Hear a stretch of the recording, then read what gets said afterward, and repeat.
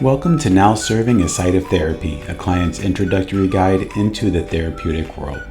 Be sure to follow, subscribe, and comment on YouTube, Spotify, and Apple Podcasts. To schedule a therapy appointment, call us at 650-223-5065. For more information on this and other related topics, check out our blog at isotherapy.com, where you can also contact us through our website. I'm your host, Dalton Huckabee, a licensed marriage and family therapist, and I'm grateful you joined me. Welcome to this week's episode of Now Serving a Site of Therapy, a client's introductory guide into the therapeutic world. This week, we are joined by Elliana Woolnesty, who is an associate marriage and family therapist and CORA's LGBTQ plus clinical coordinator.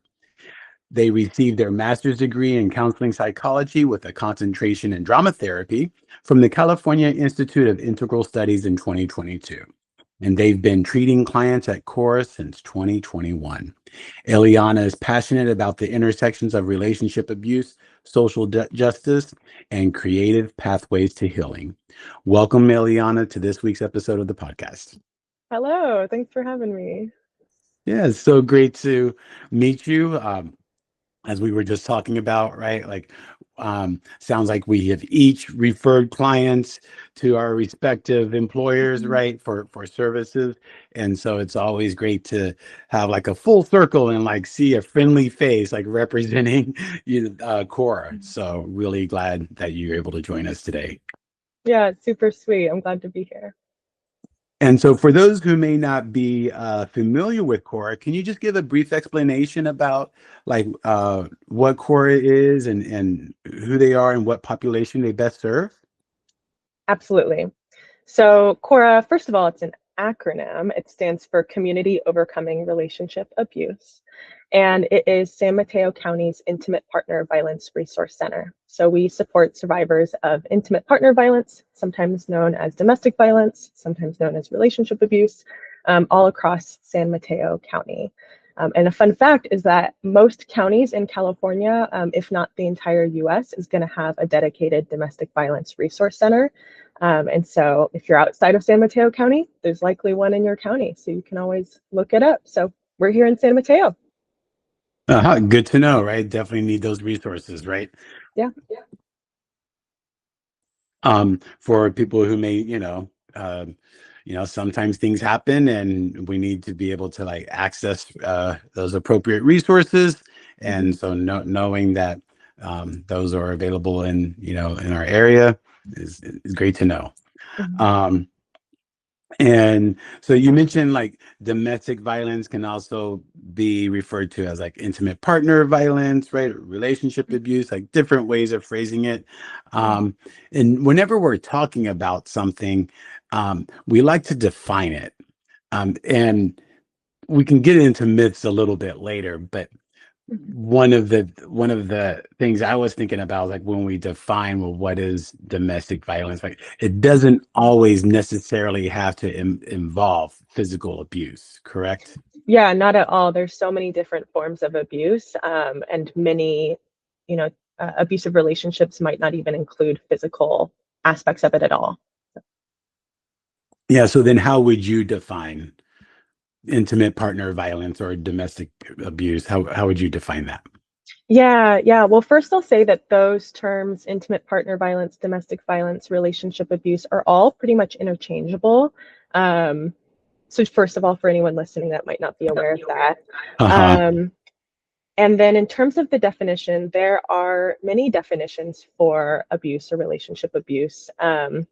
One might find the legal definition. So in terms of our legal services, they'll use the legal definition. But in terms of every other service at CORA and most places serving survivors, especially at CORA, we use the definition provided by the Violence Against Women's Act, which is a federal act that provides funding to domestic violence organizations within the nation. And it does have a specific definition. It's sometimes called the social definition. And so that is a pattern of behaviors used by one partner to gain and maintain power and control over another partner in an intimate relationship. And if it's okay to go into that a little further. Yeah, please do. Yeah, Yeah, absolutely. whenever I share that, I love sharing that definition with clients and with everyone because it actually can be so empowering to know our definitions. It's almost like knowing your rights, as no one can take that away from you once you have the education of it. Absolutely. Yep. Yeah, Yep. and it's kind of a lengthy definition. There's lots of parts to it, and so I like to break it down by the specific parts. Like the first part being, it's a pattern of behaviors. And then the other part of it being that those pattern of behaviors are used to gain and maintain power and control over another person. So when we think about is something abusive or not, we need both of those aspects. Is it a pattern? And is the intent of those behaviors to control another person in an intimate relationship? Yeah, and I could even see how that would be easy to be able to recognize that that's what's happening at when it's happening, which Yeah, it can certainly be might more be part helpful. of what kind of I don't know if that would be kind of like a barrier to someone trying to seek support earlier on, right? Yeah. Because they may not like recognize it as it's happening. Oh my gosh, absolutely. Yeah, it is really hard to recognize while it's happening. It's like that metaphor of the frog in boiling water where sometimes you don't know what's happening until the water's boiling. And then, oh my gosh, how do you get out of it? That's really difficult. And abuse is really similar, where it's not usually like an all at once thing. It's a slow build into, or sometimes a rapid build, but there's a build into more abusive patterns of behaviors. And knowing that definition can maybe help bring some clarity. And there's, still it's really hard to recognize sometimes about what is abusive, what's not abusive in terms of those behaviors.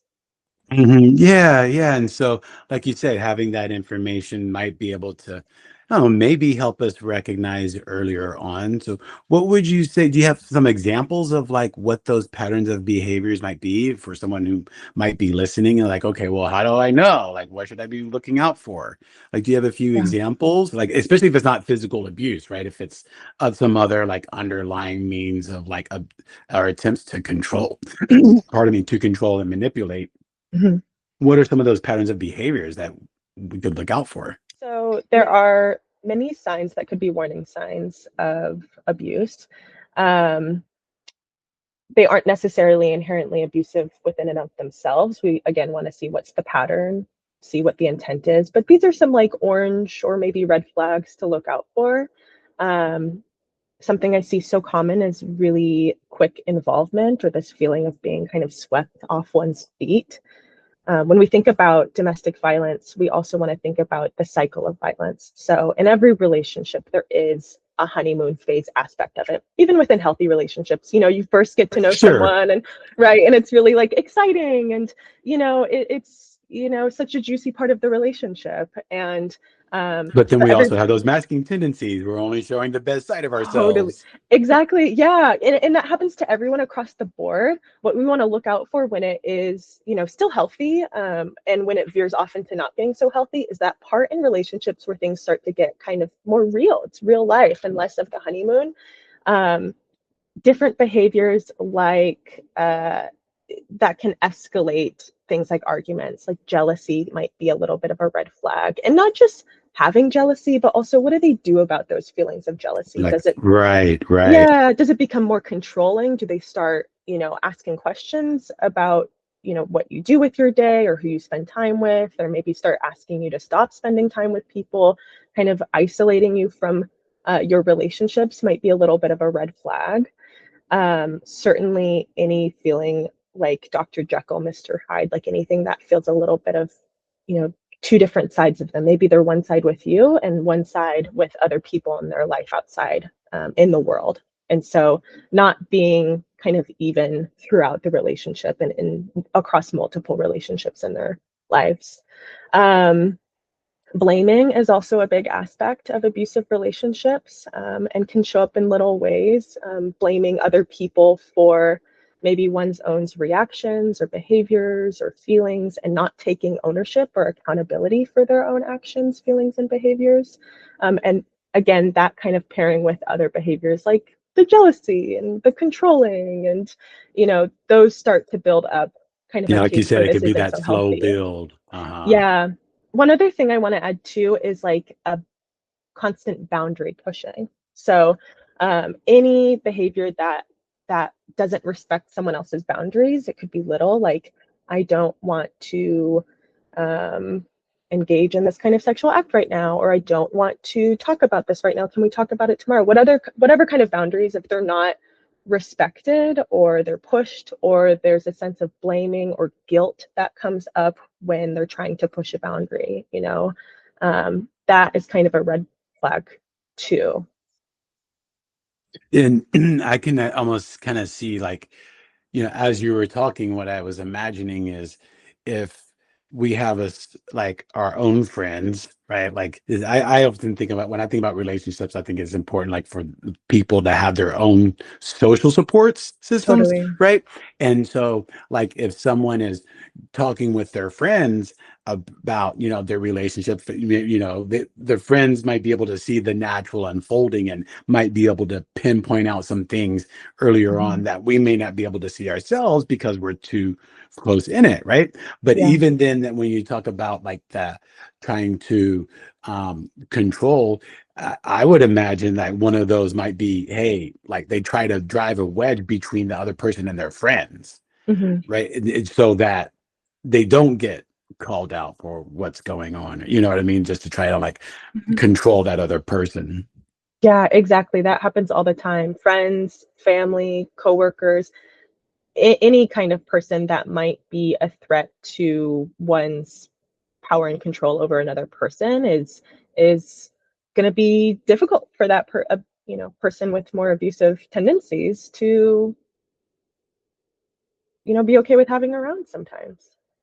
What are some myths about domestic abuse that you've worked with clients around?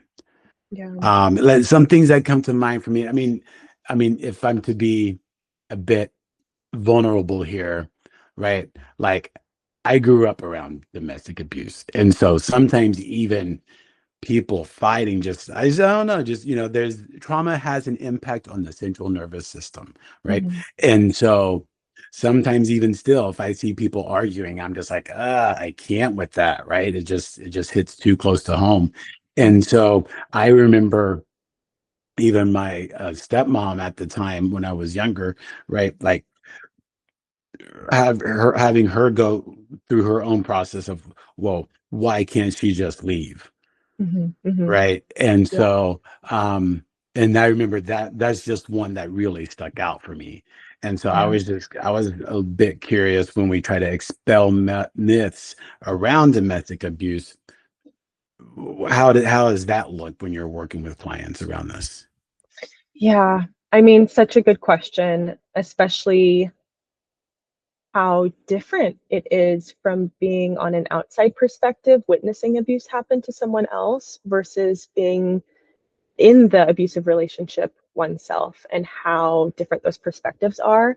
Um, when we talk about myths with clients, sometimes we refer to them as like uh, reasons to leave, or even like reasons to stay, like barriers to leaving or reasons to stay in a relationship, which I think kind of contribute to what are these myths. Like, why don't you just leave? That's a huge myth that comes up with clients all the time. Or sometimes clients have the thought that it's not bad enough, it's not actually abuse, they're not physically harming me, and Yeah. so it doesn't count as abuse, no one's going to believe me. No one believing them is a huge thing too, because so much of abuse can be psychological and emotional, and they don't necessarily have physical evidence for that all the time. And so it can be harder in terms of getting a restraining order, can be more difficult if you don't have any kind of physical evidence. Even like getting a divorce, or when it comes, if you have kids, it can be really difficult to separate your life when you have children together. And um, Absolutely. yeah, and we think about like the different aspects that are barriers that even keep people trapped in relationships too. It's like that emotional aspect. Will anyone ever love me again? Am I worthy of this? Maybe I deserve the abuse. Could be myths. I think about finances and how much financial control can be a huge impact of the abuse, and especially I'm in the Bay Area and San Mateo is in the Bay Area. How how it's so expensive, and So expensive. Yeah, housing everywhere everywhere. is really Yeah. difficult, and surviving, the cost of living is so high. It can be, sometimes it's the smarter financial decision to stay with an abusive partner, and that is going to be really difficult to understand on the outside too. um yeah, those are the myths that come to mind right now. I just can't help but think, like, as we're talking about some of these barriers to leaving or reasons to stay, right? How how challenging it can be to I recognize it earlier on, Yeah. that by the time you do recognize and decide to take some action, Hmm. that the impact that that must have Hmm. on people mental health. Yeah. And so, and the state that they might be in when they do finally reach to that place of reaching out for support. Hmm. And so that's what's got me a little bit curious. Like, yeah, I don't know. Does that make sense? I think it does. Yeah, what's coming up for me is that there are kind of two aspects of what people need when they start realizing they're in an abusive relationship and want to seek support.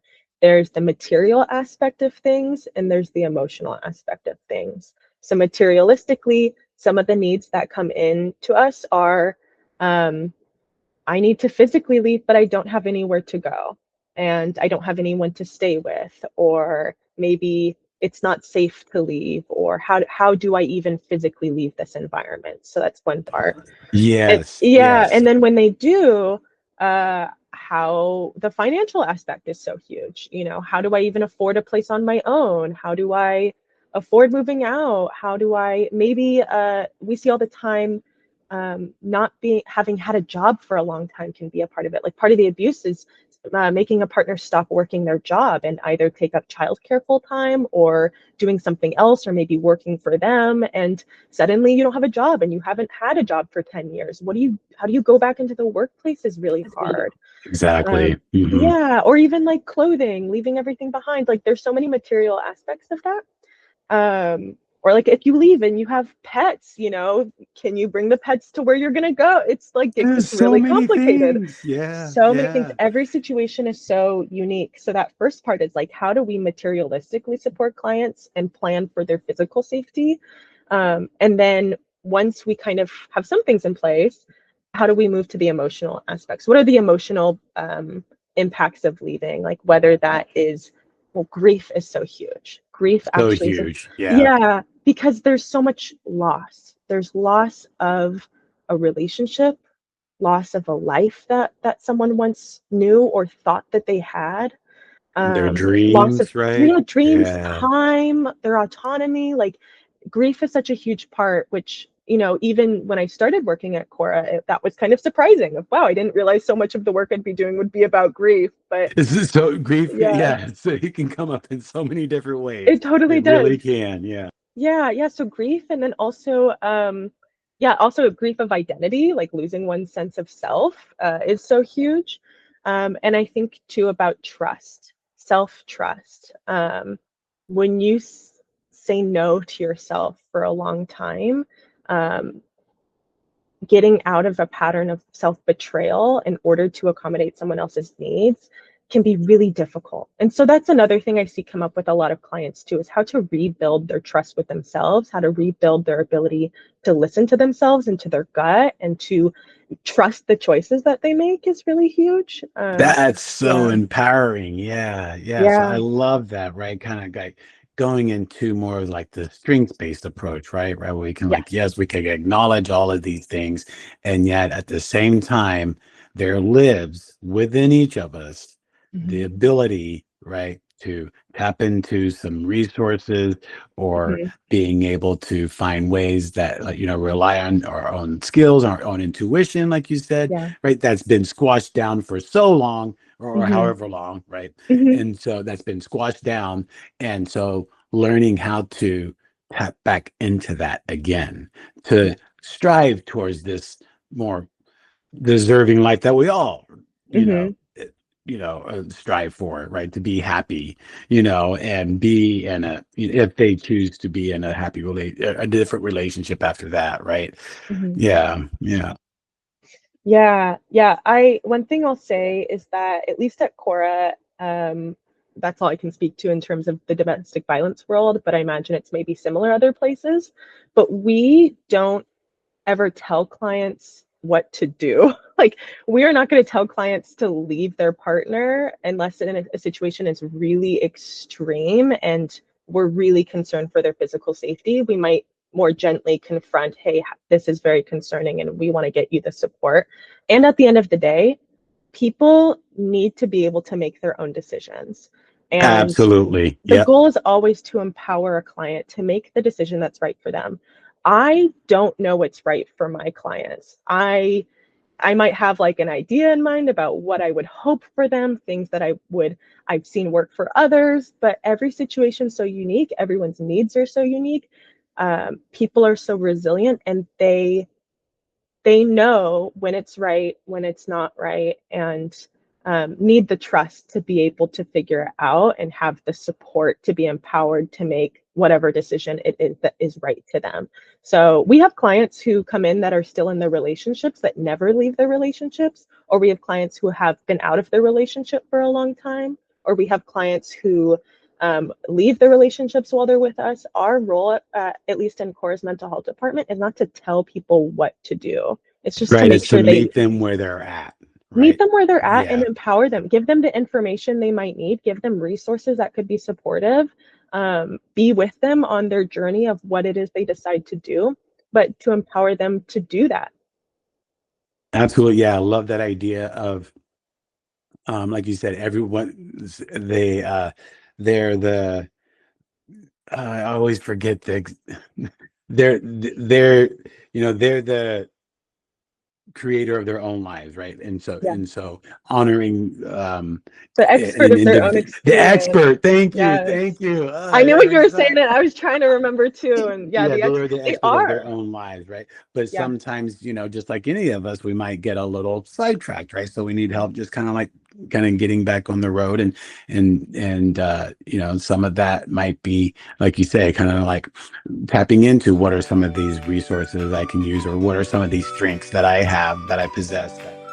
Be sure to tune in next week as we continue our discussion with Elliana at CORA to discuss resources and services, LGBT services, strengths, choice, and resilience, and psychoeducation around intimate partner violence. Thanks for tuning in this week. Be sure to listen to our next episode as we explore various aspects of how to show up for ourselves and others by tending to our own mental and emotional well being.